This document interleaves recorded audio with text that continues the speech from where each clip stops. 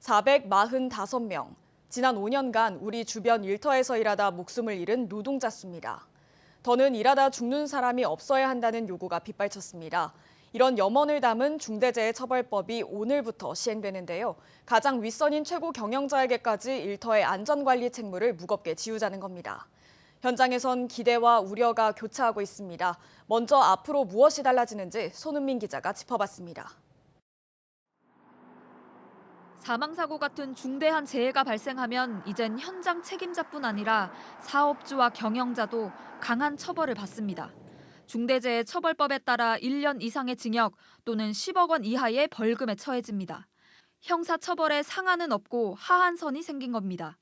동시에 기업도 50억 원 이하의 벌금형을 받을 수 있습니다. 이제 경영자는 현장의 위험 요소를 미리 확인하고 없애는 안전보건관리 체계를 만들어 지켜야 합니다. 이런 의무를 소홀히 했다 사고가 나면 이 법의 적용을 받게 됩니다. 정부는 일터에서의 안전의식이 크게 바뀔 거라 기대하고 있습니다. 최고 경영자의 안전에 대한 그런 강한 의지와 실천이 현장 근로자에게 전달이 되고요. 그래서 기업의 안전 문화가 확산되고 결과적으로 중대재해가 예방되는 그런 효과가 있을 것으로 기대하고 있습니다.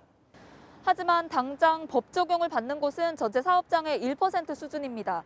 근로자 50인 미만의 사업장과 공사비 50억 원 이하의 건설 현장은 2024년까지 예외로 둔 탓입니다.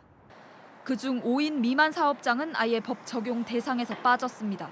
하지만 문제는 이들 사업장에서 산재 사망자의 80%가 발생한다는 것, 현실을 감안하지 않았다는 지적이 제기되고 있습니다.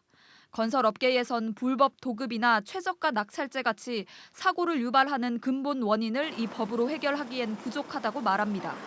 안전한 시공을 위해서는 뭐가 필요하고, 근데 그걸 위해서 공사 기간을 어느 정도 해야 되고, 공사 비용도 어느 정도 된다. 이런 것들을 담아야 되는데 중대재해처벌법은 그런 거를 담는 게 아니니까.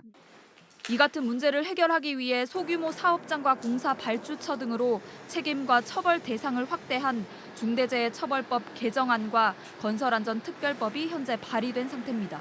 MBC 뉴스 손은민입니다.